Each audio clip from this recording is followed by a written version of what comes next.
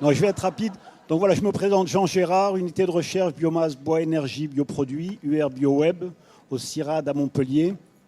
La prochaine. Next. Donc voilà, les résultats présentés sur le poster ont été obtenus dans le cadre d'une étude qui a été conduite sur les essences de forêt naturelle, essences secondaires en Afrique centrale, en collaboration avec des sociétés forestières dont les concessions sont sous aménagement durable et qui, de ce fait, sont obligés d'élargir la gamme des essences exploitées, à la fois pour des raisons économiques et pour limiter la pression sur les essences principales.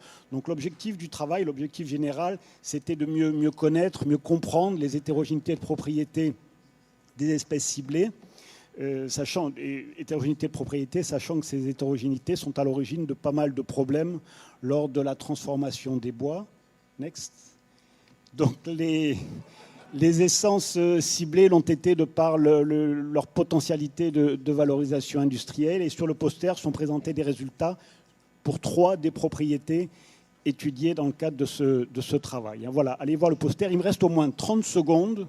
Alors je vais en profiter simplement pour vous informer, dans la salle des posters, vous verrez au fond un magnifique kakémono, une bannière verticale qui présente les tenants et les aboutissants d'un projet qui a démarré cette année sur 2 ans et demi, financé par l'Organisation internationale des bois tropicaux et qui a pour objectif finalisé d'éditer un atlas des bois tropicaux. Merci à Joseph d'avoir accepté que je le présente.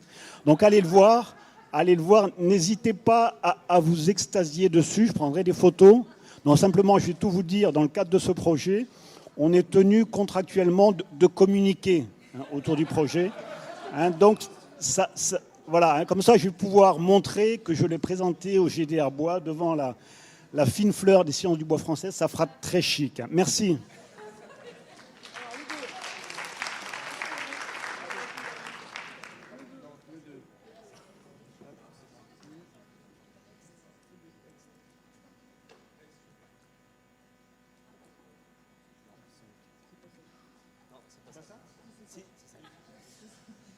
Bonjour, alors je m'appelle Damien Bourreau, je fais partie de l'UMR du l'ERFOB entre l'INRA et l'AgroParisTech à Nancy.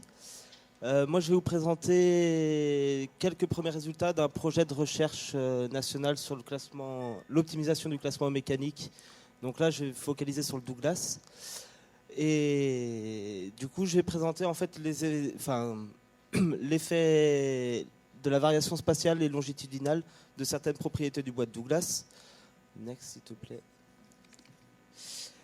Et du coup, en fait, pour l'échantillonnage, on a prélevé des rondelles sur certaines grumes mises à disposition par une scierie. Et on a prélevé des rondelles qui ont été passées dans un scanner à rayon X à l'état frais et à l'état humide pour avoir des cartographies d'humidité et de densité en fonction de différentes hauteurs dans l'arbre. Et on a utilisé aussi un stéréomicroscope pour faire des mesures de largeur de cerne. Et vous verrez tous les résultats à mon poster, le numéro 2.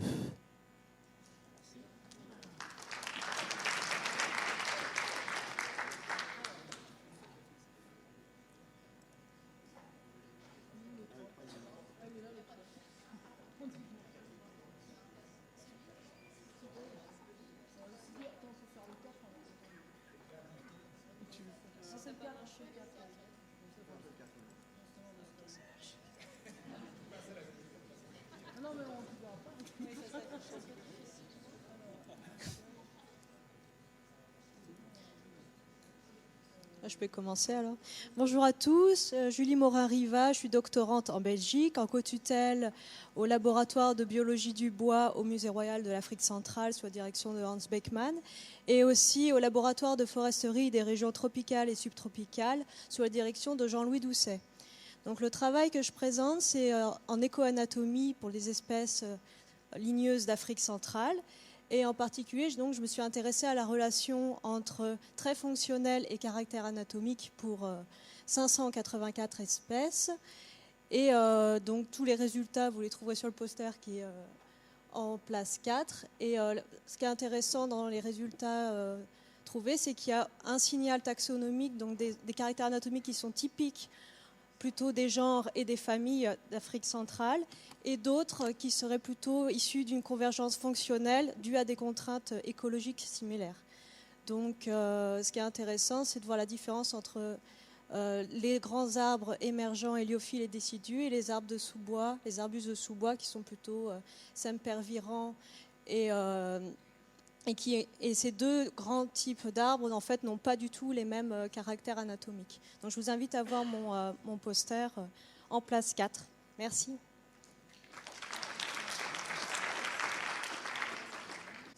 Voilà. Donc bonjour, Jean-Marc Hénin du laboratoire de technologie du bois du service public de Wallonie en Belgique. Je remplace donc au pied levé une collègue qui est malade et je vous présente une recherche qui n'est pas la mienne. Mais tout va bien. Je vous présente cette recherche en fait que je découvre avec vous. Ça s'intitule Variation radiale de l'angle des microfibrilles de cellulose et de la longueur des trachéides chez le Douglas.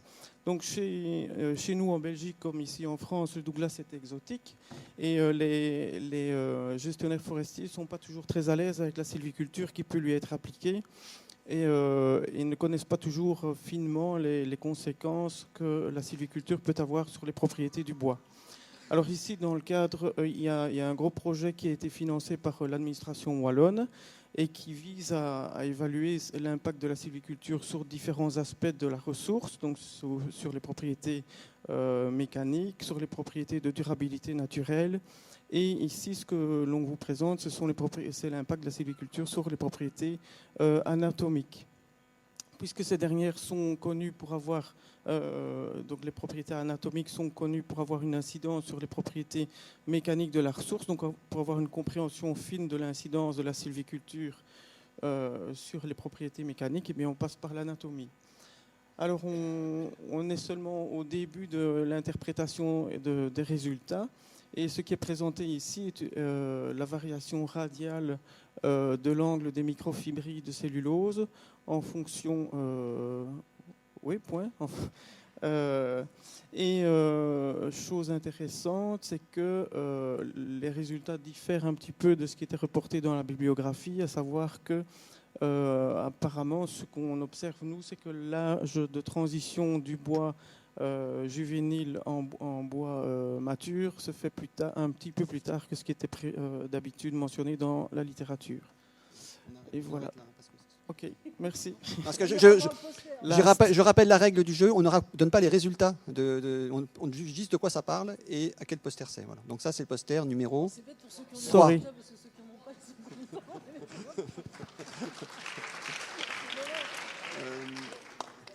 Voilà, non ça c'est pas bon. Non c'est pas bon. Ça,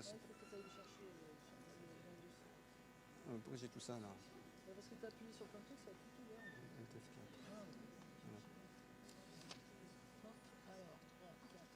5, 6, 7, 8, 9, 10, 11, 12, 13, 14, 15, il manque 16, c'est bon. C'est bon.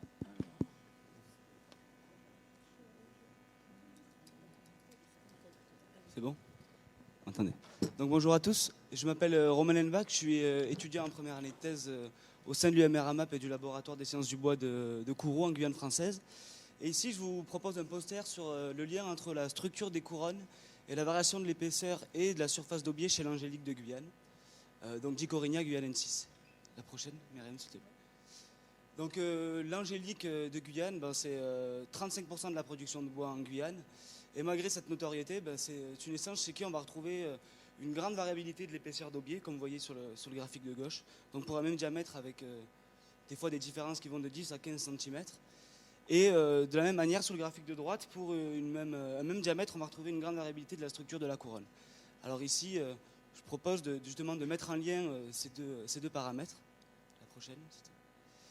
Donc tous les échantillons proviennent du dispositif de Paracou en Guyane française. Sur chaque arbre, on a procédé à des carottages diamétralement opposés pour avoir des épaisseurs d'écorce et des épaisseurs d'aubier et en déduire des surfaces. Et sur chacun de ces arbres, on a également appliqué un diagnostic architectural visuel. Alors là, je ne rentre pas dans les détails, je vous invite à venir voir le poster pour discuter de ça. Et ensuite, on analyse ces données par modèle linéaire multiple et par sélection des descripteurs avec comparaison de l'AIC. La prochaine, s'il te plaît. Alors là, normalement, je n'ai pas le droit de montrer les résultats, mais ce qu'il faut reconnaître, c'est que ce soit pour l'épaisseur d'aubier ou la surface d'aubier, on a tout intérêt à sélectionner des arbres qui ont des couronnes fragmentées, car ces arbres-là vont présenter plus de duramen et donc moins d'aubier. Voilà. Donc je vous invite à venir voir la suite au poster A5. Merci beaucoup.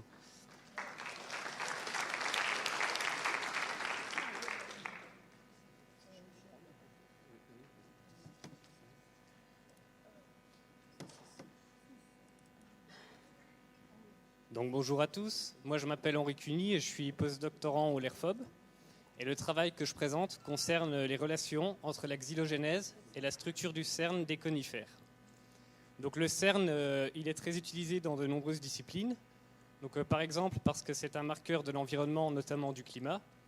Mais aujourd'hui pourtant, on ne sait pas encore bien comment les processus de la xylogénèse créent la structure du cerne. Et donc ça c'est problématique parce que ça veut dire que finalement, on n'a pas une compréhension précise de l'information qui est véhiculée par le CERN. Donc c'est pourquoi on s'est intéressé à cette problématique dans ce travail. Donc ici, on a un CERN typique de conifère, avec le long de ce CERN, depuis le bois initial au bois final, le diamètre des cellules, appelées trachéides, qui diminue, l'épaisseur de la paroi qui augmente et la densité du bois qui augmente. Donc la morphologie des trachéides, elle est définie durant la xylogénèse par plusieurs processus successifs. Donc ici, on a une cellule nouvellement formée par le cambium. Cette cellule, elle s'élargit, puis elle forme une paroi secondaire lignifiée. Et on obtient alors une trachéide mature et fonctionnelle qui va avoir un diamètre large et une paroi fine dans le bois initial et un diamètre étroit et une paroi épaisse dans le bois final. Et donc maintenant, on s'est posé la question de savoir comment les processus de la xylogénèse créent ces patrons de variation le long du CERN. Donc par exemple, pourquoi cette cellule est-elle plus large que celle-là? Est-ce parce qu'elle s'est élargie plus longtemps ou est-ce parce qu'elle s'est élargie plus rapidement? Donc pour répondre à cette problématique, nous avons sélectionné 45 arbres de 3 espèces de conifères, pin sylvestre, épicéa commun et sapin pectiné, dans les Vosges du Nord, et on a suivi ces arbres pendant 3 ans, de 2007 à 2009, à l'aide de prélèvements hebdomadaires de petits échantillons de bois qu'on appelle microcarottes pour suivre la xylogénèse. Donc ici, on a un exemple de prélèvement de microcarottes. Donc la microcarotte, elle fait environ 1,5 cm de longueur, 2 mm de diamètre. Je finis. Cette microcarotte, elle est préparée au laboratoire et on observe alors au microscope optique, à partir de l'observation des microcarottes successives, on peut voir le CERN qui se forme semaine après semaine au cours de l'année. Et donc à partir de là, on peut calculer la cinétique, donc durée et vitesse des processus de la xylogénèse, et mettre en relation cette cinétique avec la morphologie finale des trachéides et la densité du bois le long du CERN. Et donc pour de plus amples informations, je vous invite à venir à mon poster numéro 6.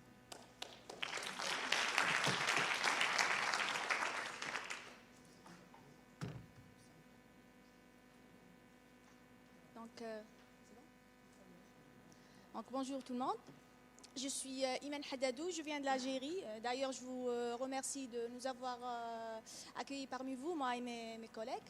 Alors, je suis doctorante à l'université Mohamed Bougueira. Je suis encadrée par le professeur Jamal Aliouch à mon université et le professeur Nicolas Boss à l'ERMAP. Alors, je travaille sur l'extraction de la cellulose afin d'élaborer des membranes cellulosiques dissoutes par liquide ionique qui sont par la suite être utilisées pour la filtration des effluents industriels. Donc, dans mon étude, je travaille sur différentes espèces, notamment des feuillus, des résinus et le palmidatier. Cependant, aujourd'hui, je ne vais vous parler que de chênes, 2 espèces de chênes qui se ressemblent tellement. Pourtant, sous microscope, ils montrent une grande différence. Après récupération des copeaux, les 2 espèces sont cuites par 2 procédés. Le craft connu dans l'industrie papetière et le procédé organosol, afin d'obtenir une pâte qui est par la suite blanchie, afin d'obtenir l'alpha-cellulose. Donc, l'objectif de mon travail est d'étudier le potentiel de ces espèces d'être utilisées comme matière première pour la production de la pâte cellulosique. Donc, serait-il possible que le rendement en pâte soit dépendant des facteurs de variation de qualité liés à la densité, à l'anatomie et la composition chimique du bois? Question à laquelle le travail suivant se propose de répondre. Donc, si ça vous intéresse, je vous invite à visiter mon poster numéro 7. Merci.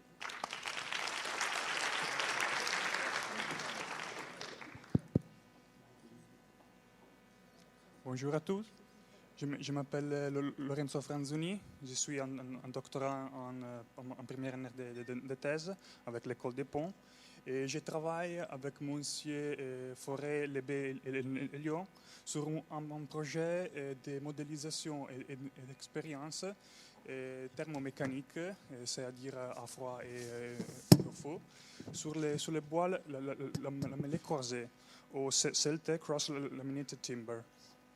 Et, les organismes qui participent à ce travail sont le laboratoire navier de l'école des ponts pour la partie de modélisation et les STB, Centre scientifique et technique du bâtiment de Marne-la-Vallée pour la partie expérimentale. Et en fait, les posters montrent seulement un projet de recherche parce que en fait, ce travail n'a commencé qu'il y a 2 semaines, mais je vous invite à lire les posters pour plus de détails si vous êtes intéressé. Poster numéro 8.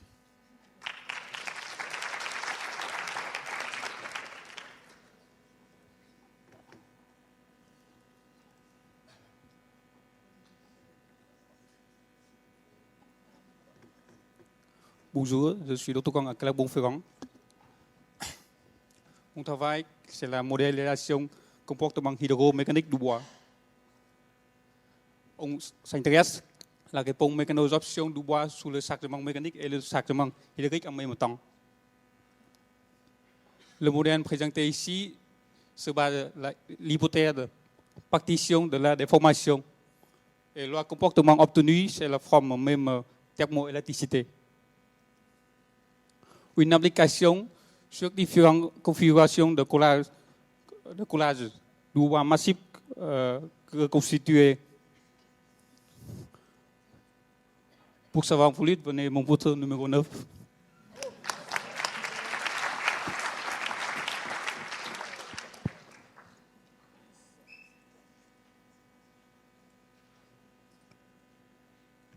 Donc moi je vous présente en fait les travaux d'Abdelmomen Lachab qui était étudiant en master l'an dernier dans notre laboratoire et qui s'est donc intéressé à la problématique de la propagation de fissures dans des éprouvettes en bois.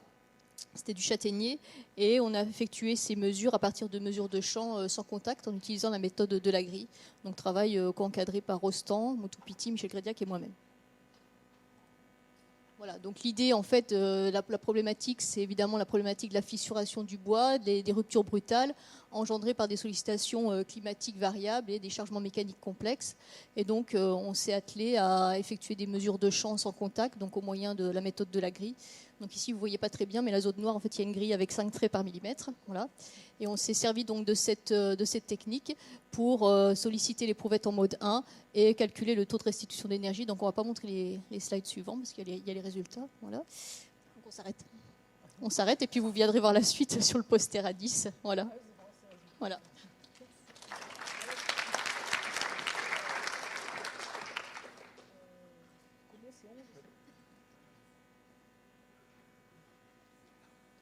Bonjour à tous, je m'appelle Phan Ngọc Anh, je suis doctorant première année dans le labo IDGM département GSE Université Bordeaux sous la direction de M. Stéphane Morgan et Myriam Chaplan. Ma thèse dans le projet VSDC est financée par Conseil régional d'Aquitaine et Codifab. Le contexte et l'objectif du projet, c'est comment déterminer la durée de vie d'une construction de bois sous le changement climatique en approche mécanique de rupture. Mon travail sur le poster est déterminer quelle est l'influence de l'humidité relative sur la propagation de la fissure. Par exemple, sur la figure au milieu, c'est la zone cohesive, zone process zone, influencée par l'humidité relative ou non.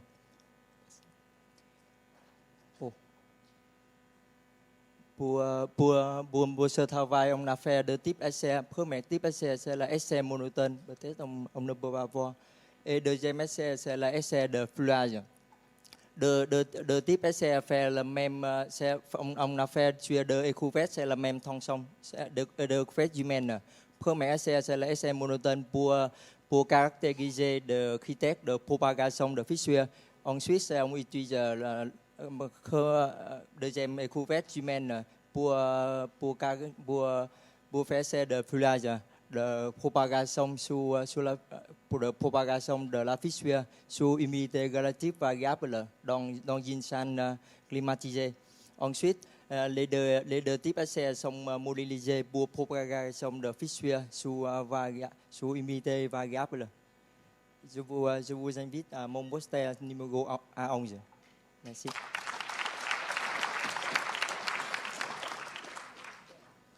Bonjour, je présente mon poster qui se situe à 12, qui porte sur le fraisage du bois vert et plus précisément sur une méthode de simulation du fraisage. Passez au slide suivant. En gros, le contexte de mon étude, c'est en première transformation du bois. Vous voyez sur le graphe d'en haut, je me situe au fraisage, c'est-à-dire juste avant qu'on fasse le débit des planches. Une fois qu'on a enlevé l'écorce, on utilise des lignes de sciage, des grosses fraises, qui sont des grosses fraises à surfacer, pour enlever la dose de l'agrume. Donc, quand on usine, il y a le copeau qu'on forme se fragmente, et on va étudier la manière dont se fragmente ce copeau. Passez au slide suivant, s'il vous plaît. Donc, on a observé la coupe. Vous pouvez cliquer sur l'image de gauche, s'il vous plaît. Voilà. Et oui, faites ouvrir. Et à un moment, il y a une vidéo qui va s'ouvrir avec l'observation de la coupe, normalement. Bon, si ça ne marche pas, tant pis, c'est pas grave. Et à droite, on s'est demandé comment modéliser cette coupe-là pour avoir un outil qui permet de prédire la fragmentation des plaquettes. Donc c'est ce qu'on a réalisé avec l'ADEME, qui est la méthode des éléments discrets. Donc là, vous pouvez voir de la coupe du bois vert, la coupe de hêtre en bois vert. Voilà. Avec les plaquettes qui se fragmentent et de l'eau qui se fait éjecter. C'est joli, hein? Et si vous allez cliquer sur l'image de droite après, cliquez sur l'image de droite aussi, faites ouvrir aussi. Et là, si ça passe, c'est bien, et vous verrez la même chose, mais avec en simulation. Voilà, donc au poster à 12. Je vous remercie.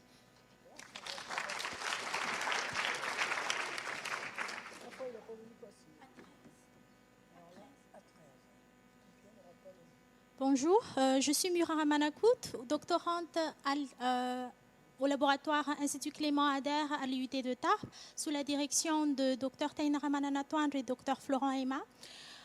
J'ai l'honneur de vous présenter les fruits de notre recherche, étude qu'on a effectuée dans le cadre de mon ingénierat.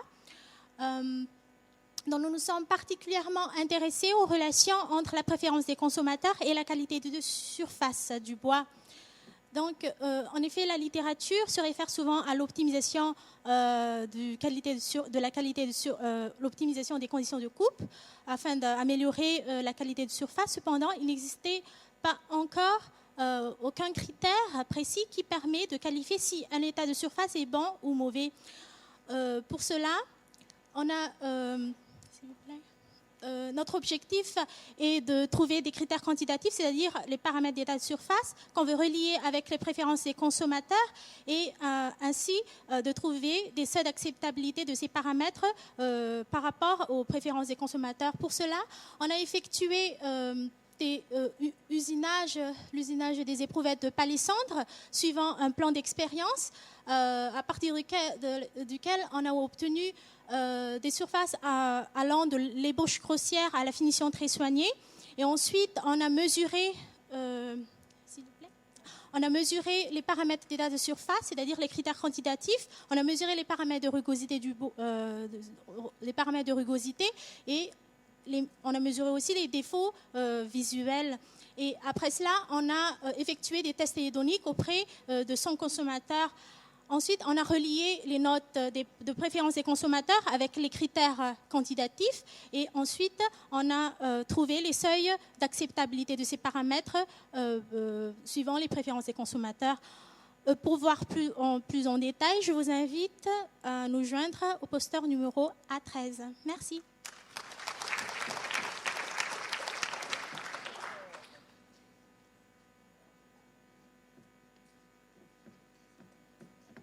Alors, bonjour à toutes et à tous, je suis Florent Aima, je suis maître de conférence à l'UT de Tarbes et je travaille au laboratoire Institut Clément Ader. Je vais vous présenter la première partie des travaux de thèse de M. Rajemisson qui a soutenu le 14 octobre, donc il n'est pas là et je vais présenter son travail. Si tu peux cliquer, merci. Donc, dans ce travail qui avait pour objectif de trouver des essences de substitution au palissandre, qui est une ressource en voie de disparition à Madagascar. Il y a des fortes pressions sur ces ressources, comme on peut voir sur l'évolution de la couverture forestière. L'idée, ça a été de choisir 16 essences potentielles de substitution et de les comparer à l'essence de palissandre pour voir laquelle pouvait potentiellement la remplacer. Dans ce cadre-là, la première partie de sa thèse, le but, c'était d'arriver à identifier une zone de bonne coupe, c'est-à-dire une zone pour laquelle, quelle que soit l'essence étudiée, le consommateur appréciait la surface de manière, par la suite, à s'affranchir des conditions de coupe comme facteur discriminant de la surface que nous allions analyser. Si on peut enchaîner. Donc la méthode a été assez simple. On a utilisé le travail de Miura qu'elle avait fait à la fin de son école d'ingénieur, où on a déterminé des seuils de préférence des consommateurs, c'est-à-dire que l'analyse pour arriver à identifier une zone de bonne coupe, c'est faite sur la base de la préférence des consommateurs. C'est ça qui est un peu original dans cette étude. Et donc on a eu toute une démarche qui a consisté à voir quels étaient les critères corrélés, à partir de ces critères déterminer les seuils, à partir de ces seuils sortir les graphiques de contour, les superposer pour obtenir les abacs que vous voyez en bas. Et je vous présenterai ça un peu plus en détail si vous voulez venir voir le poster 14. Merci.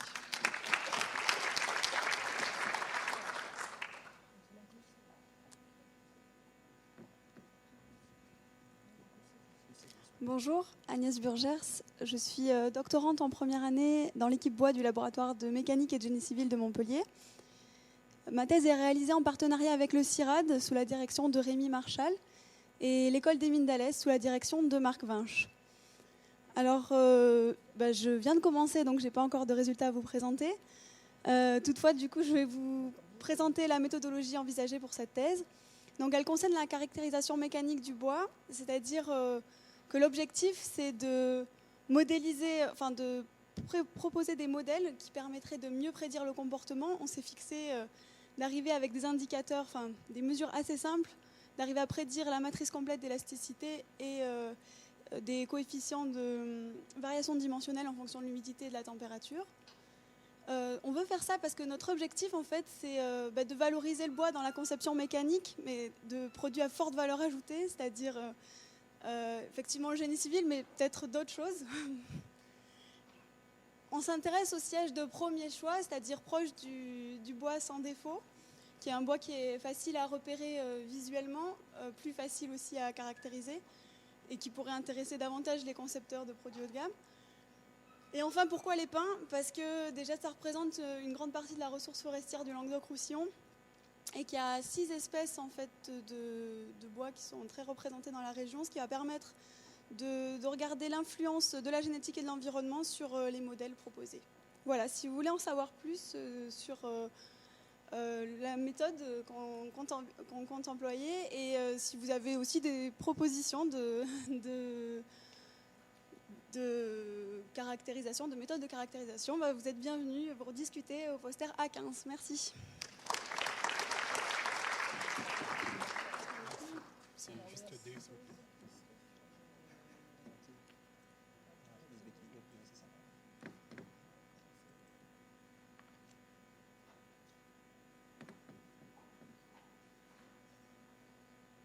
Alors, peut-être là-bas, je ne me voyais pas bien, je me passe ici. Bonjour.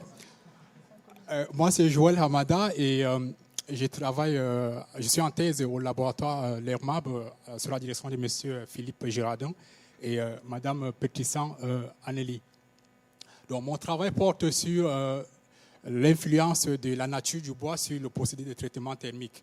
Alors, pourquoi, s'il vous plaît, pourquoi est-ce qu'on travaille sur ces sujets? C'est en fait pour essayer d'apporter des réponses aux problèmes d'hétérogénéité que rencontrent les industriels du traitement thermique par rapport à la qualité de ces produits.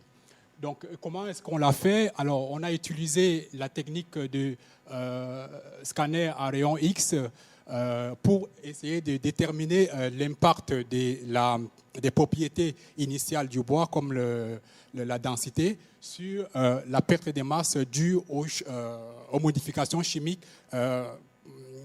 s'opérant lors du traitement thermique. Et donc, Ici, je vous présente juste quelques résultats que vous aurez à regarder plus amplement sur le poster numéro 16. Merci.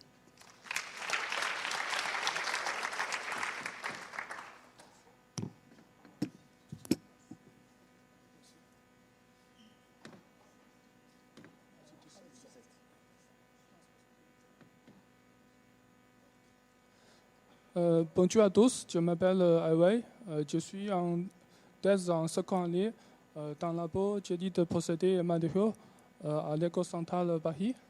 Je travaille avec M. Duval, Florent Pierre et Patrick Perret sur le sujet identification des structures du bois à partir de mesures de la perméabilité. On peut passer au suivant. En fait, on sait que pour faire la modélisation numérique, pour le transfert de chaleur et matière, il nécessite de coller la morphologie du bois. La méthode traditionnelle pour connaître la structure, c'est par des méthodes d'imagerie, par exemple des microtomographies. Mais le problème, c'est que pour les petits bords de taille inférieure au micromètre, ils sont très difficiles, accessibles par des méthodes d'imagerie. Du coup, on propose une méthode qui est d'origine le modèle de Petit à partir de mesures de perméabilité à différentes pressions moyennes. Et l'objectif de ce travail, c'est de tirer profit des changements de régime d'écoulement en phase raréfiée pour identifier les paramètres structuraux du bois. Si ça vous intéresse, je vous fais visiter le poster A17. Merci.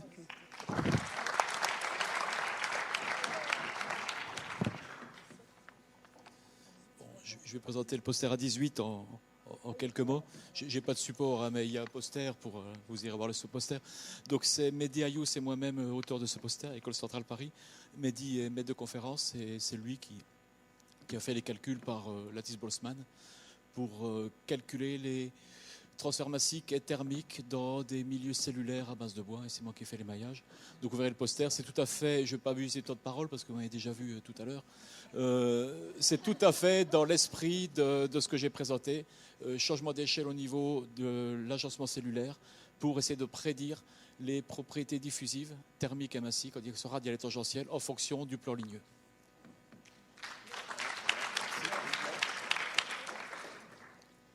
Bonjour, je m'appelle Jean-Philippe Échard, je suis ingénieur de recherche au laboratoire du Musée de la musique à Paris. Je vous présente un travail que nous avons initié avec mes collègues du laboratoire d'optique et biosciences de l'École polytechnique et de l'Université d'Orsay, Gaël Latour à l'Université d'Orsay. Cliquez s'il vous plaît. L'idée, c'est d'utiliser une technique de micro-imagerie qui est basée sur de la microscopie non linéaire afin de regarder le bois et les matériaux qui contiennent de la cellulose. C'est une technique de micro-imagerie tridimensionnelle, sans contact, et qui procure une spécificité chimique par la détection de deux types de signaux. 2PEF, c'est de la fluorescence UV visible, si vous voulez, et puis la SHG, c'est la génération de seconde harmonique. Vous pouvez cliquer. Merci. Et donc c'est une technique d'imagerie qui a une taille projetée de pixels. On a travaillé là en dessous du micron à peu près. C'est juste un plan de coupe XY, mais ça travaille en 3D. Et il y a deux types de signaux. En rouge, on représente la fluorescence que nous avons ici, parce que nous ne connaissions à peu près rien au bois, attribué tentativement aux lignines, parce que ça fluoresce à peu près dans la bonne gamme. Et puis les signaux verts, c'est les signaux de génération de seconde harmonique. Ça pourrait être de la cellulose cristalline parce que la génération de seconde harmonique se produit uniquement quand il y a une structure macromoléculaire, supramoléculaire. Poster numéro A19 au bout de la ligne. Merci, bonne soirée.